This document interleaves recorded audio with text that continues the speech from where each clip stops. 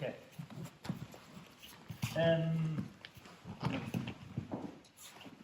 Okay, I need another volunteer to go on top of him.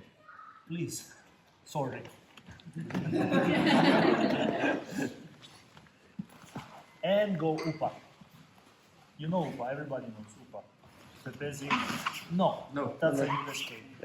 You're a white belt now. So, okay, sorry. I'll do it. Kicking you away. But thank you for your effort. You know the basic, super basic mount escape. We start directly from here. You lock this elbow, you lock that foot. No, stop. Go to here. Yes, hold my foot. And now you start to bridge over his shoulder. Yes, and you reverse it. Yeah. Okay, let's go back. Magic, jiu-jitsu magic. Yeah? Hold. Go again. Go again. Go again. What was the difference? Who saw the difference? No. Was it the, You know. Train with me. Shut up. was it that your knee was toward No. the No. Look, I know it's weird, yeah? Hold, hook. If I watch there, and he's watching there, go, I will roll immediately. Because we're watching opposite direction, and that's how a ball rolls. Oh, yeah. Yeah?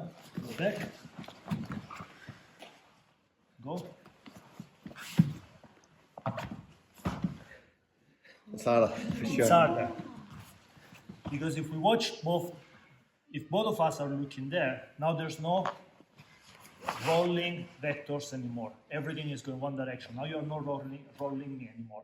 You're kind of dragging me. It's much harder. Yeah, and we start from here. Just experience this. Yeah, partner up. Let your partner grab the elbow. Let your partner hook the foot, and then see how different it feels if you watch one direction or the other one. Yeah. Go.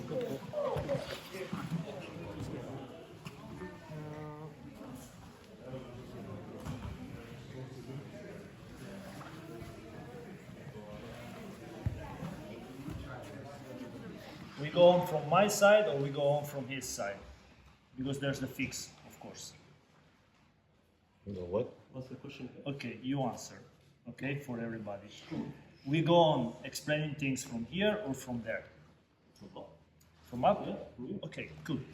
So that's the basic thing. Yeah, I want to make the reversal much harder for him.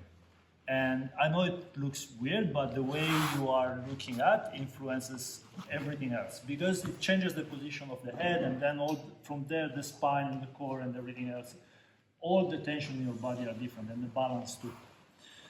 So he wants to escape, clearly grips, and I know already, yeah, that if he tries to roll me there and I keep watching there, it's a lot more complicated for him. Yeah, I have a complete different stability, because now we are not creating pointing there and pointing there, the two vectors of a ball, right? So he grips, I counter grip. There's no reason I give him a free arm. He grips, I counter grip. Good. Now you start to go. And I have a good base, and he keeps going. And this happens a lot of time. Okay, go back, sorry. What happens a lot of time is that he almost goes belly down, because he really believes in the reversal, and is a bit frustrated that it's not coming out. Oops, you see where is my shin? I can go with my shin directly behind his head. What do you do with the butterfly? There is an armbar here. Yeah. Normally, if he's not flat with his cheekbone on the mat, but more like this, you will be able to push the head inside and make him roll. And same technique that we close the class from butterfly guard. You can see it here. This is a very cool counter I like against this. So I counter grip. Now it goes. Shin behind the neck. Hook. There we are. Yeah? Remember this detail? Everybody was here for the butterfly guard class? Yeah, You were. I was up there. I was watching. Oh, yeah. Excuses. Cool. Can we try?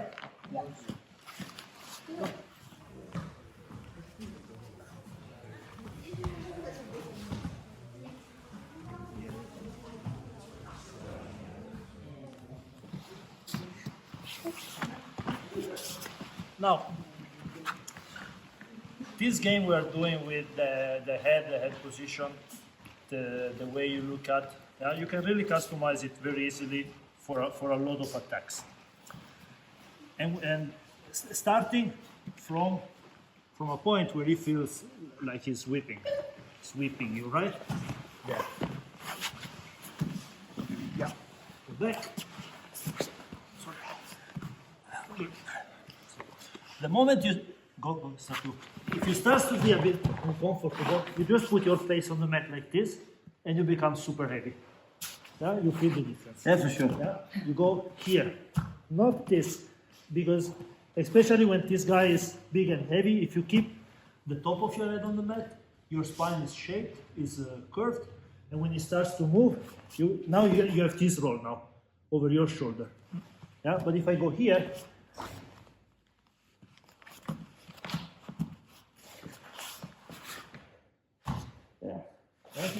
You use that moment of stability to search for a lot of other stuff.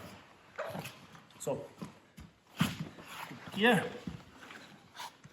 counter grip, he goes, watch, base, nose, here. Can you finish to roll me? Hardly. Now I'm moving my bottom leg to find the shoulder. There. When I decide to turn on my own terms, this happens, or this again. Yeah.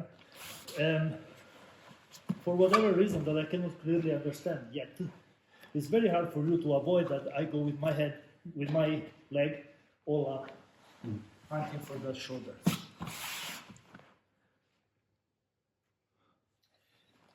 Yes, you.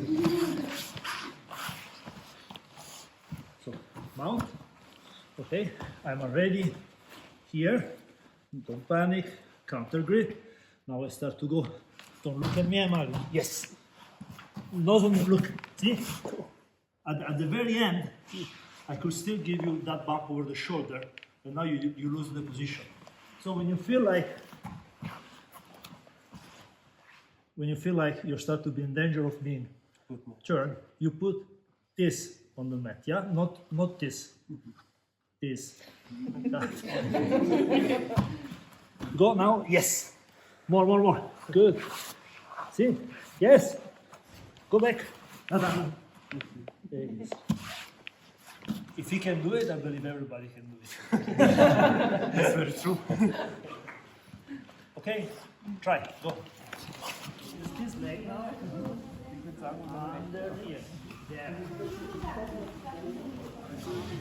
There you are.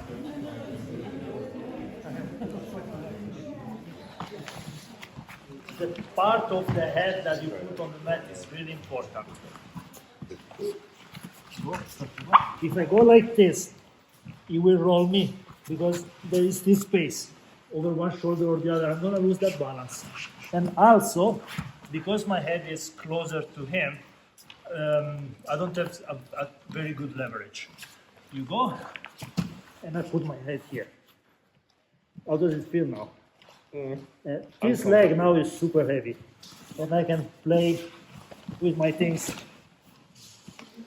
Yeah, but you need this part of the face on the mat, and your head a bit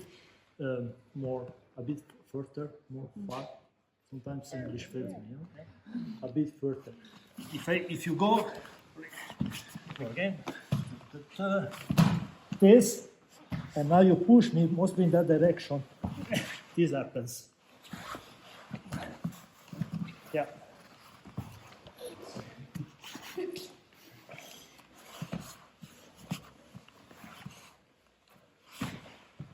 Another thing.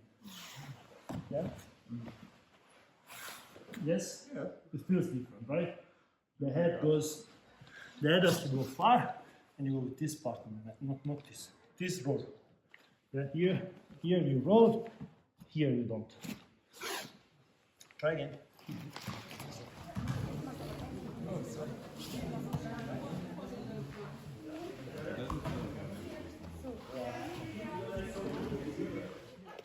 Okay, but we started this with a situation where he already has everything he needs for a sweep. We take a step back. So now you don't have my arm, you still don't have that, yeah, so one step back. What's the common wisdom to catch this arm to go for Rupa?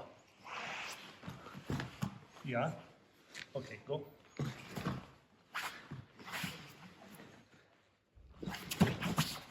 Oh, arms open. It's not that easy, yeah? I know that 15 years ago they were always going like, you bridge, you post the arm, you catch it. Not anymore, right? But I'm digressing because we wanted to keep on going from this side, right? Or from that side, what do you want? That's That side now? Yeah? Okay. So, would be too easy to think that just because I go like this, you put your arms on the mat and then I can catch it. Especially if you already win this battle, right? So, first thing first, I'm starting from a super bad position. Yeah, I'm completely flat. You don't want to be completely flat. You start to point your knees that direction. Now my hip, now my head, now I walk. Why you let me out? So, I'm counter gripping, yeah? Like I was doing from the top. From the top, he had a grip over my arm, I counter grip, and because of that, when he tried to sweep me, I could start to attack the arm. I'm kind of doing the same, right? You have the grip, okay. At least one counter grip. I point my knees, I point my hip. You're already starting to go up, see?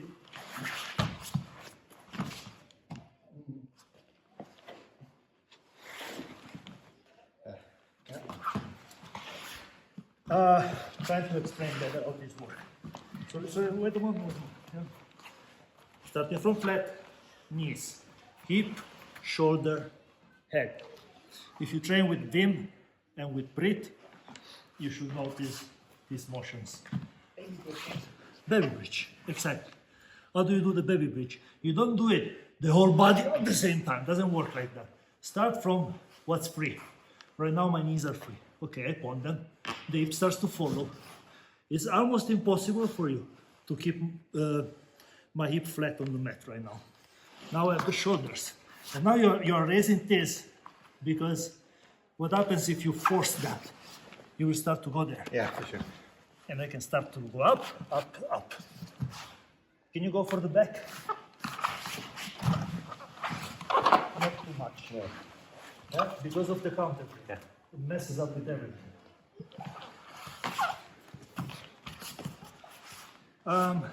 So I'm messing it up a bit. Normally I teach it like this. Look, I don't try to hook your arms. I've just put my hands here or here. When I start to go, you see, you need that arm there if you don't want to fall. Knees, step over, keep baby bridging. You need that arm there. Now the game is, I want to catch this arm before you put it on the mat. When you put the arm on the mat, now it's heavy and it becomes very hard for me to drag it down and finish in the upa. So if I don't have the counter grip immediately, I want to catch it while you are going. All right. Okay. And now it becomes easy. Does it make sense? So,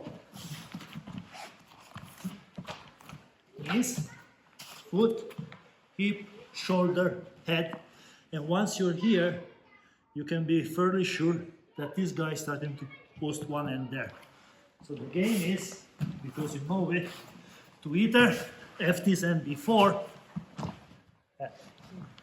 Or catch it while it's Nice. going. Because while it's going, it will be very light. Make sense? It's not bridge, post, all my body weight there. Good, catch the elbow. Good luck. Yeah? You know that it's going there because you are creating that situation. Oops! And you finish the reverse. So the whole time you also keep your elbows close to yourself instead of... Yes, because we just did a class with Garrett, we tortured you, all of you, with the elbows up here. So it's wise to keep them close. Yeah? Especially no-gi, where you don't have this easy grip available. Then I will just keep both my hands on the hip here. Yeah? For reasons that go even after the first movement.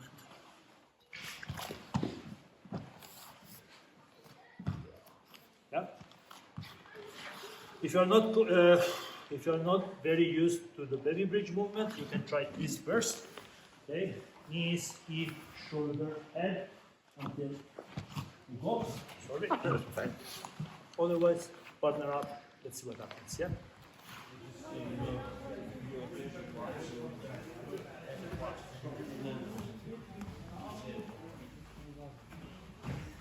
Let's try a bit more of a competitive game because you have something to do from the top, right? Watching the correct direction, use the head to balance if necessary. Go with your head like this. Yeah, yeah, so you have something to do from the top and you have something to do from the bottom. Knees, hip, shoulder, start to baby bridge, hunt for that arm and see what happens. Yeah? So I would like the person on top to start to give a bit more resistance to the person on the bottom and see what happens. Because you have tasks from both from top and bottom.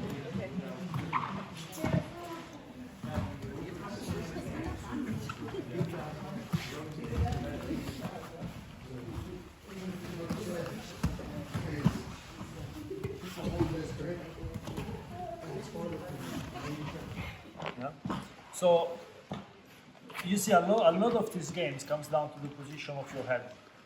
Where you put your head will change the body weight distribution of your whole body, and because we are connected also, you know, what comes on you is completely different just because of where you put your head.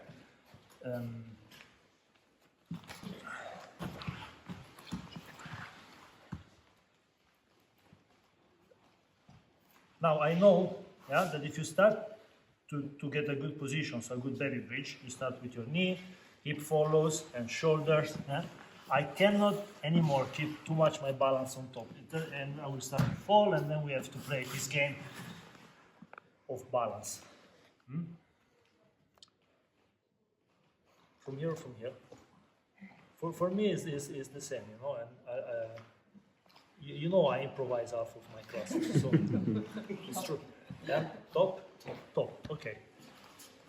There's not only one way to mount, of course. Yeah, this is one way. The other way would be here, very, very low. Yes. Where we can have a moment before we go on. Okay?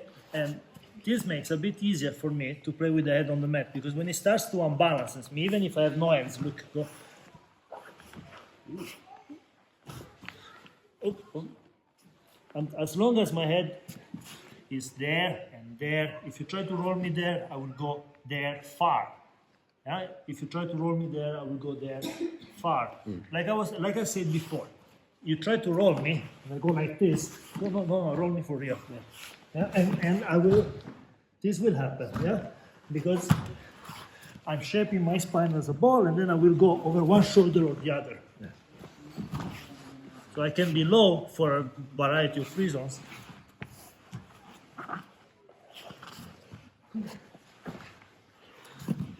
You see the difference? Yeah? Good.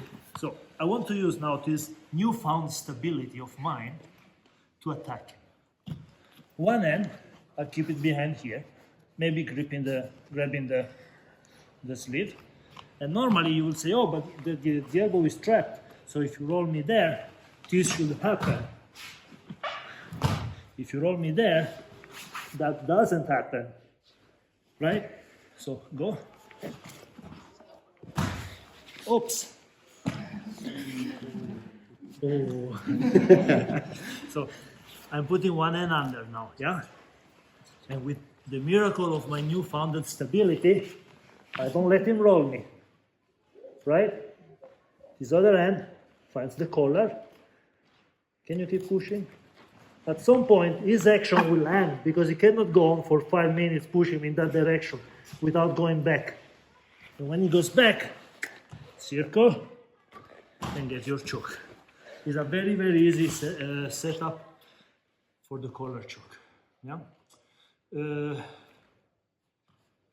And then, look, as we are here, as I am improvising, talking about head position and chokes.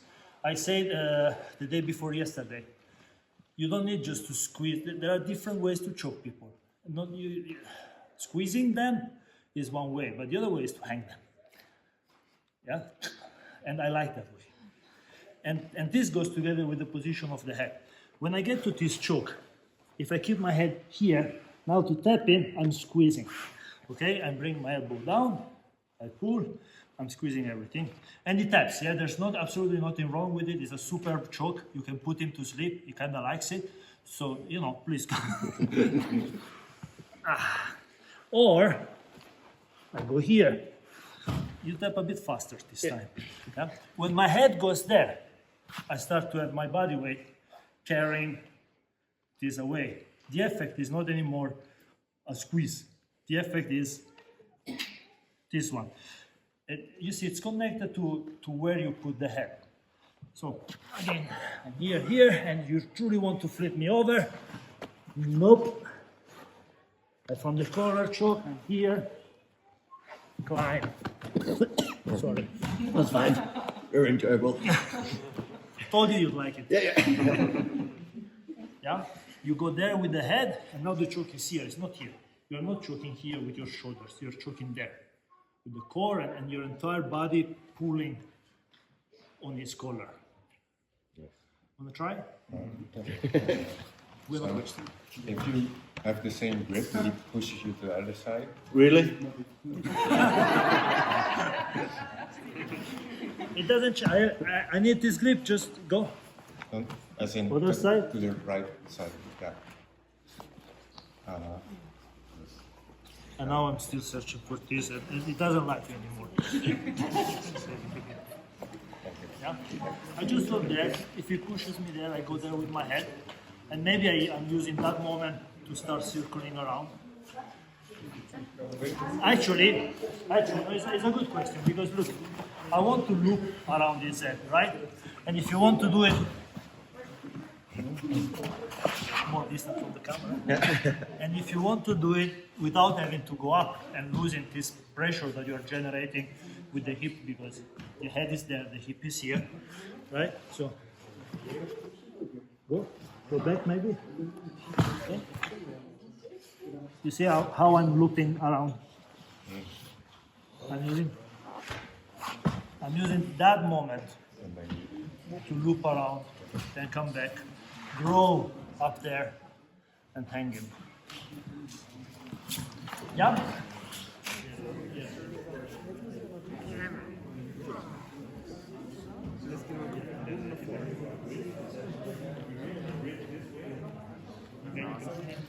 Well, once again, yeah? Head position, then the position of your head will help you develop pressure from the hip, because it changes where you're putting the balance, yeah? So don't forget that when you go for the loop, because I see a few of you go, yeah?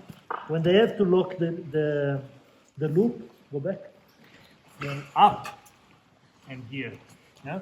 But look, if I go up, then I have to loop around his head, and his head is in the middle. It's annoying. I don't like his head. Go. Yeah. Go back now, because you see the difference?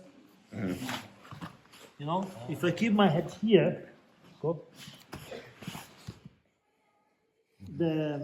My forearm will pass under his head, because it doesn't have that much problem anymore. Even now, I don't go up to look at him while I'm choking. Yeah, I'm choking. Yeah, I don't do that. I just lock my elbow and I go here. You see? This way, you are not losing pressure because you are not going up with the head. Make sense? You keep working there, and all this time, your hip is here. Yeah, you know, your center of gravity is here, and you feel it. Sure. And the most annoying thing of having your center of gravity here and the head providing stability in this area is that it doesn't matter anymore to me what you're doing with your hip. You are not bouncing me. You can bridge as much as you want. You are not bouncing me around anymore. Make sense? If I put my hip here, especially when you are strong, when you start to bridge and bounce around, I'm on the rocket launcher.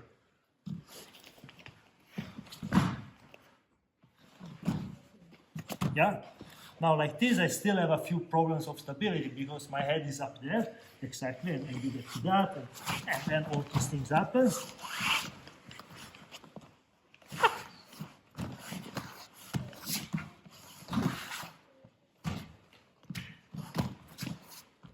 And then you start to work for the corner toes and things. And when you go for the look, again, you don't go up with the head to look what you're doing. You feel what you're doing. You have contact and sensibility on your arms and everything. So you keep the arms on the mat and you go around, lock, up. And you get a nice and tight hanging effect on his neck. Yeah. So again, something from we go on from here or we go on from here. Answer quick before anybody I else. want the button first. See? So come on. Because of what we just said, and because of Garrett's class before my class, it becomes even more important to keep your elbow close to your hip bones. And I put my hand here into his pockets. I don't go around. When I start to go around with my hand, my elbow will separate from my body and it will climb. This is unavoidable. Go down, please. Thank you. Yeah. So elbow close and ends here. Okay. Now I'm starting to go, but it's a bit smarter than it was half an hour ago, and it's not anymore. See, it doesn't take the bait. It doesn't go there anymore. So I'm putting myself in trouble.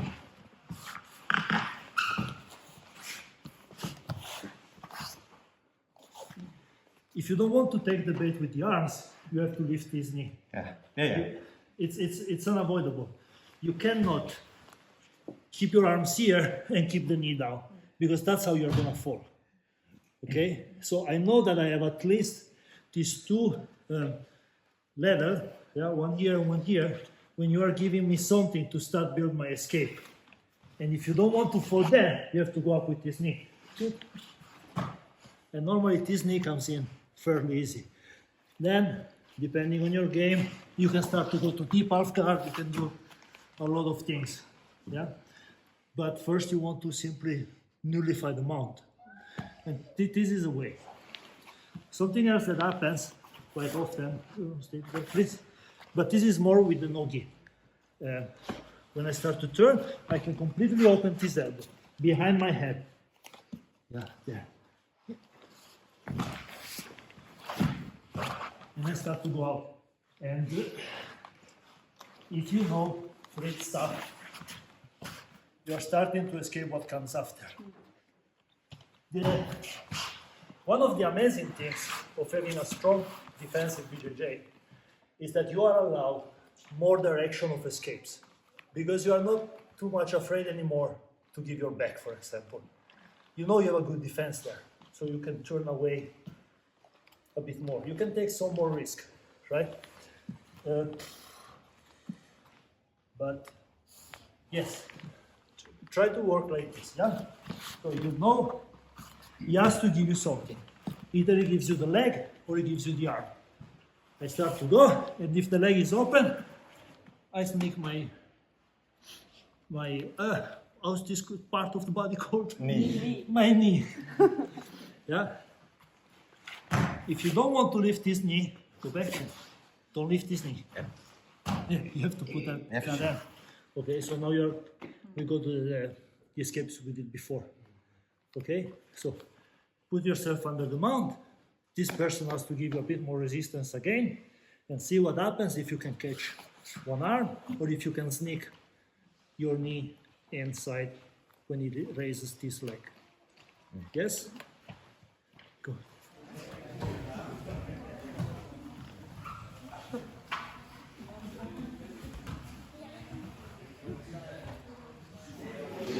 So, questions? Even not extremely related. No. No questions? Oh, see. Do you have a defense, like preventing when we're doing the squash above top mount? Yes.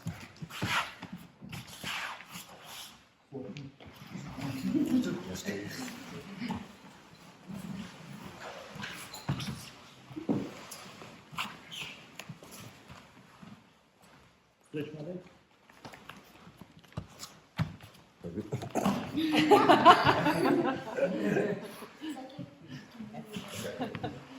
Okay, wait. Yeah? Because it's not extremely visible.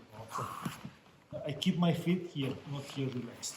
That is, and it seems a small thing, but it changes a lot. You flex your feet? Yeah, definitely, like this. I only keep my heel on the back. For mechanical reasons that, wait, stay there, so yeah. For mechanical reasons that I'm not smart enough yet to understand, if I keep my feet flat and you squash me and you stretch, now this happens. It's really hard to avoid that. Okay, go back. But if I'm here, when you try to stretch my legs, go. What happens is that you go there. You see? You are not stretching my leg at all. And now as soon as I move, you start to, you have to go, right? So go back a moment. Now we go back to that point. I know that if I bridge there, if I baby bridge there, you will have to put this end, right? So you stretch your legs. See, your head goes. Right? Good. Yeah. It seems too easy to be true, but so far works. Yeah? You cannot, when they grapevine you and they try to stretch your legs, you have to do like this, not this, you just go. Yeah? But you are here. More questions? No questions? 5 minutes digression of the hanging things that we were talking about. Yes or no? Be honest and spontaneous. Yes or no? We make it? Anything. Hanging. Yes? Yeah. Can I teach something that is unrelated to the mount thing? That's right. So, hanging. The mount class is officially over. Thank you very much. Yeah? And if you want to listen to me saying weird things about strangles, you are welcome. Otherwise, it's officially open mat. I need a volunteer, somebody that likes to be choked. So many hands. Yeah, otherwise, always you.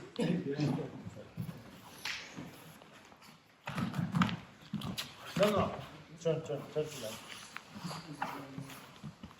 So, you are naked choke, right? And then you are here, and you squeeze, and it taps. What I'm doing here is squeezing, and it taps. It absolutely works, yeah? It taps. What I can do, now I'm doing it with just one hand. Look what happens if I pull him up. He also super taps super quick, yeah? Does it feel good? Be honest. Extreme. Yeah? When you hang somebody, what you're doing is not just choking him, but also kind of pull his head away, because makes the chokes tighter. That's why. So the basic idea is simply this. With one hand, I can just squeeze and maybe eventually tap for accumulation, maybe, yeah? Or I can squeeze and put a bit of pull in it. Now it goes up. So she's so happy that we're getting choked. I wonder why. Every time I get it. So for example, if I'm going for a rear naked choke, this. What I could do from here, instead of battling everything here, as soon as one end is wrapping in, this is enough to choke him. If I stay here and I squeeze, we are there. Maybe eventually it taps. But if I put my head here, and now I have this effect. You see, I'm hanging him, right?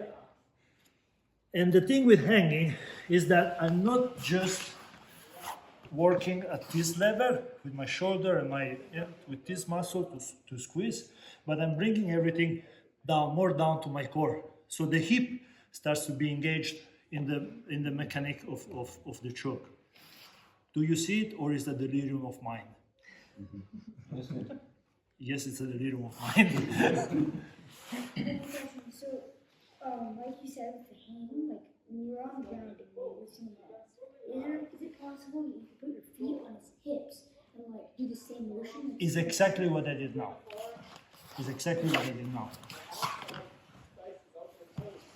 Foot here, and now I can use this to do like this. Hey, I asked you before if you like to be choked, yeah? Not a problem. Okay, yeah? When you put the gi,